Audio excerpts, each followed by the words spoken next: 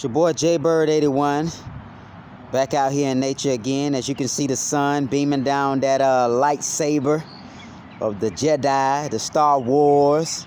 That powerful lightsaber coming from the sun. All that pure energy. Earth is steadily changing, and we always shield it and protect it. That light beam saber coming down from the ozone layer, breaking through all barriers. Jaybird81 back at y'all again. Out here today in nature, coming back at y'all with another video.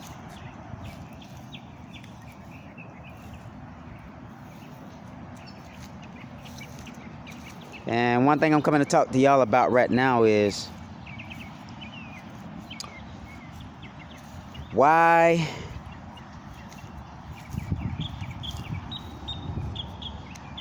it's so hard to connect to the Creator.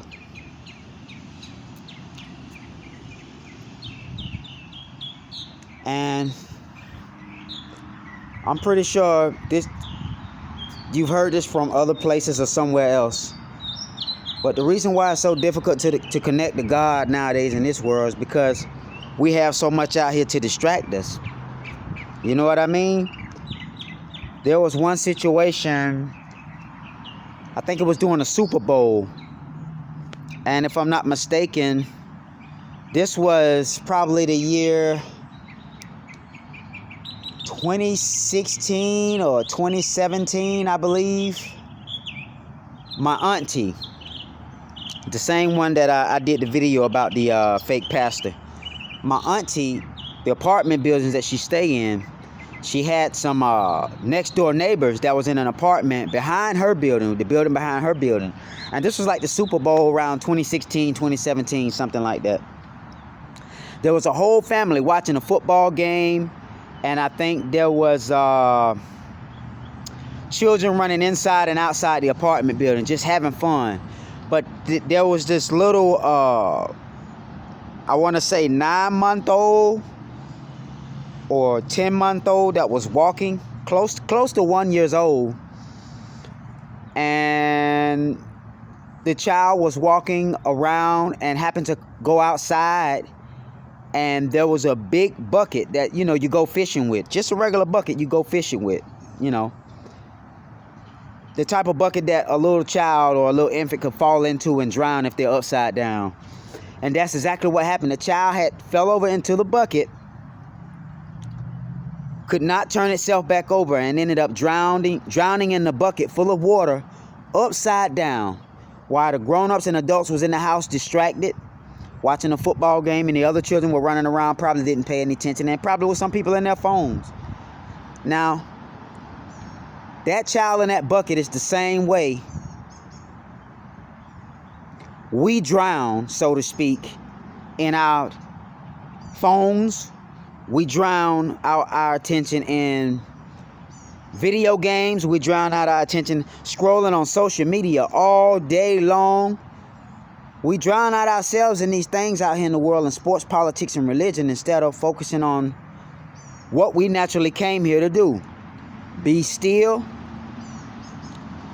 dwell and meditate on Elohim, the creator of all things, who had a true purpose for us beyond these little bitty creations and video games and hand phones and hand devices that we have, and to focus only on Elohim, the creator, the unseen.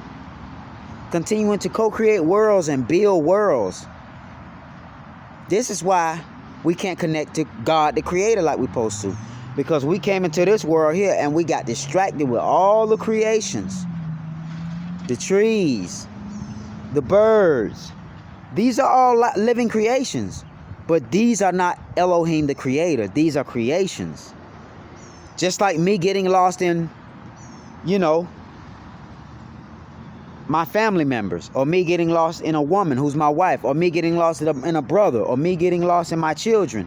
It's okay to get lost in other people. Yet you don't want to break your connection with your Creator, the unseen that brought you and other people and children into this physical existence. We can't forget our Creator. There's tons of videos on YouTube and the internet speaking about this. But how many people are actually putting their phones down, going a whole week without doing videos, going a whole week without being on social media, going a whole week without talking to friends and relatives that's really not the most important, and giving time to self and the Creator, being alone? Because a lot of people don't realize, if I myself had all the money in the world, I would help a lot of my loved ones. I would help a lot of the unfortunate, and I would help a lot of the righteous community that's really doing something out here on the earth to help establish God's kingdom. Not the wrong fake pastors and fake ministries and stuff who gonna put it in their pocket and go live out all of the 7 deadly sins. I'm not finna do that. But Elohim knows. Give me all of the money. I'm living off grid. I'm living on a farm. I'm gonna actually put to work and live exactly as I say I am, because I don't like the society. I don't like living in the cities of Babylon the Great. I like to live out in the field, in the country, grow crops, grow food, be left the hell alone. I like to be out there with nature, sticking my feet in the dirt, planting my feet. You know what I mean? Literally planting my feet in the dirt. You know what I'm saying? Actually living outside in nature, getting back to the Creator. This is what I like to do. And I know this is something that a lot of people may not desire doing because it's not in them, because they're so distracted, they don't know what they truly desire. So this is the reason why we can't connect to the Creator God like we want to. And then when we do try to connect, besides flies and bugs and mosquitoes biting you when you're outside in nature, or even in your home in the darkness, away from all of these elements, there's always a distracting thought that pop up in your head. Or a thought about, what if someone's calling me? What if I have an emergency? What if I'm getting emails that's important? See, all these thoughts will pull you away from the source of thought, the Creator Elohim. This is why we can't connect. So, it was a sad situation when that child fell upside down in the bucket and drowned. And my auntie said that was a sad day, because I'm pretty sure all of the adults that was watching the football game that day and all of the children were playing, they probably shoulda, coulda, woulda, was crying, had all of the regrets in the world, but they couldn't breathe life back into that child. And that child is back in the spiritual realm. Maybe that child probably has recycled and came through another vessel. But it was sad that that had to happen, because grown-ups, I can understand the children playing, but grown-ups were distracted, who were supposed to be responsible, and that child lost, the poor little child lost their life. This was like the summer, I want to say around football season, the Super Bowl, 2016, 2017, I believe, down here in Broward County. There's apartment buildings. It was crazy, man. It's crazy. And I've always been like that with my children. When my children were born, and let's say I didn't hear from their mother or didn't hear from them, I would call and check on them. One time I did that, went across town and came to my daughter's mother's house, and this was back in like 2010. I'm thinking she's in daycare. Lo and behold, I come to her mother's house, the door's locked. Okay. I'm knocking on the door and everything, nobody answered. Until I went to the back room window and knocked eventually till somebody came. But before I did all that, I said, well, maybe somebody's in there and they're asleep and the door's locked. Only to come back around the apartment building to look across at the other apartment building. There's a parking lot with cars. Not a swimming pool over there, but across the fence, I see my daughter across the fence in the other apartment, barefoot walking, could have got hit and killed by a car. I'm thinking she's in daycare. I always had that in my heart. And I see what mothers go through when they worry about their children not in their presence, not knowing what happened to them at school, not knowing who's abusing them at daycare. I'm not a mother, but I'm a man. I'm a father.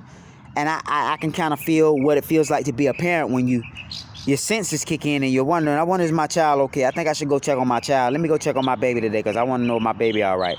It's just something that we have in us. I'm not a woman. I'm not a homosexual. Yet when a man is in tune with nature and in tune with life and the Creator, we tend to have the senses of the divine feminine that can come up in us.